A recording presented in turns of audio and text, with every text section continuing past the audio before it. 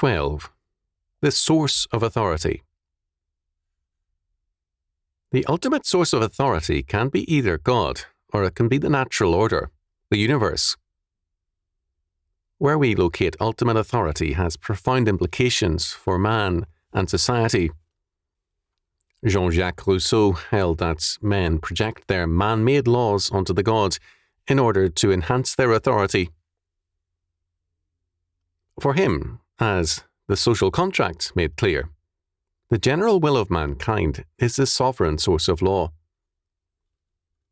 In terms of this romantic perspective, men who, in previous generations, had first looked to God for law, and second, with the Enlightenment, to reason, now began to look to man's emotional responses for truth and law.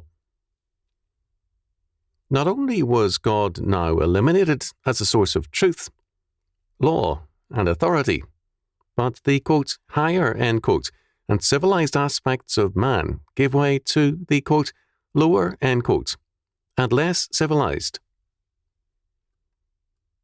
Art quickly responded to this new temper. Paul Gauguin, for example, prided himself on being a savage. He stressed his Peruvian blood, although his connection with Peru was aristocratic and Spanish.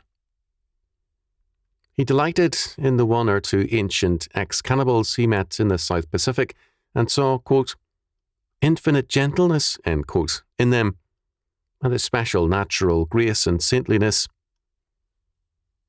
Tahitian child prostitutes were a joy to him, because they were not civilized, whereas Parisian women who were prostitutes disgusted him. The world of capitalism disgusted him as over-civilized.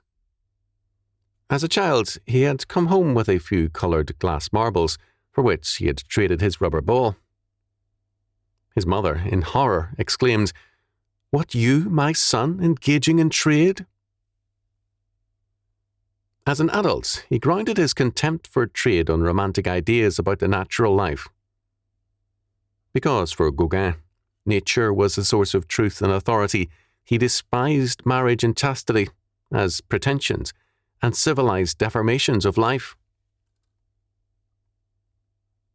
Since World War II, such naturalistic thinking has gained in scope and power. In the 1950s, the US Supreme Court began to dismantle Christian elements in the law. The Kinsey reports on sexuality vindicated homosexuality, bestiality, child molestation, and more on the grounds that they were natural acts and hence normative, because what is natural is normative. The far-reaching moral and cultural change since World War II is a product of this naturalism. Its roots are centuries deep. Alfred Henri Jarry, 1873 to 1907, a French literary figure, worked militantly against all standards and for man's usurpation of God's place and dignity.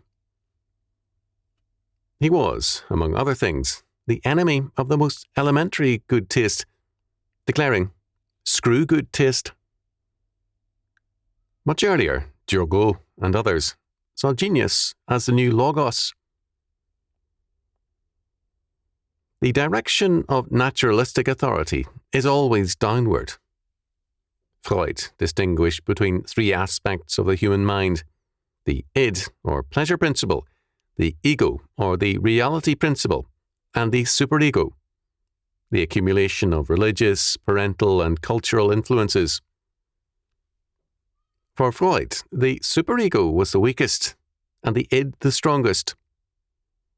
Thus, the, quotes, primitive, end quotes, in man was seen as most basic and most authoritative. Whether we turn to politics, economics, psychology, education, sociology, or any other discipline, we find the prevalence of naturalistic concepts of origin and authority. The modern world is thus grounded on a dangerous doctrine of authority. As against this, the biblical doctrine is clear-cut. And Jesus came and spake unto them, saying, All power is given unto me in heaven and in earth. Go ye therefore, and teach all nations, baptizing them in the name of the Father, and of the Son, and of the Holy Ghost, teaching them to observe all things whatsoever I have commanded you. And lo, I am with you always, even unto the end of the world. Amen. Matthew chapter 28, verses 18 to 20.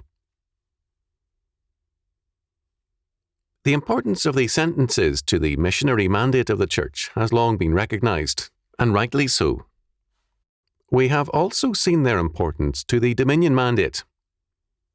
There is, however, another aspect which needs strong emphasis. The word translated as power is, in the Greek, exousia, meaning authority and power. It is translated as authority by the Berkeley version and full authority by Moffat. This is, first of all, a declaration of authority, of full and total authority over all things in heaven and in earth. It is an authority shared by the Trinity, and it is to be exercised in the name of the Father, and of the Son, and of the Holy Ghost. Our access to that authority is only through Jesus Christ, who declares, I am the way, the truth, and the life. No man cometh unto the Father but by me. John chapter 14, verse 6. Hence, our Lord declares that this full authority is given to him. Since it is total authority, it includes every sphere of life and thought. Nothing in heaven nor in earth exists outside of Christ's authority.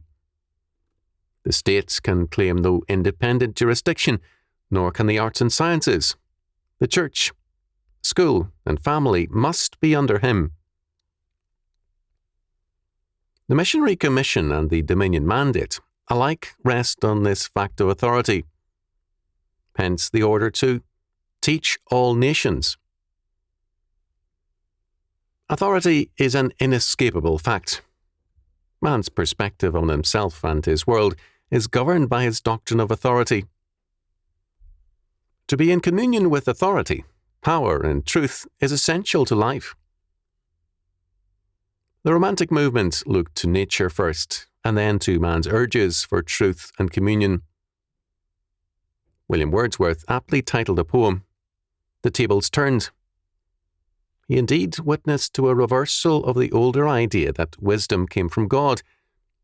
He also rejected reason and the accumulated lore of reason. He summoned his readers to abandon books for nature. Birds were the better preachers and teachers. True blessing and, quote, spontaneous wisdom, end quote, as well as truth, come from nature. One impulse from a vernal wood may teach you more of man, of moral evil and of good, than all the sages can. Sweet is the lore which nature brings. Our meddling intellect misshapes the beauteous forms of things. We murder to dissect. Enough of science and of art. Close up those barren leaves. Come forth and bring with you a heart that watches and receives. Quote, one impulse, end quote, from nature was now the source of more revelation, of moral evil and of good, than all that religion and philosophy had previously taught. As Hallowell noted, communion with nature replaces communion with God as a source of inspiration and true enlightenment. The next step for naturalistic man was communion with his own id, or pleasure principle. Authority was democratized. Our Lord declares that He is the source of all authority over all things in heaven and in earth. We are ordered to teach His total word to all nations and to command their obedience to Christ.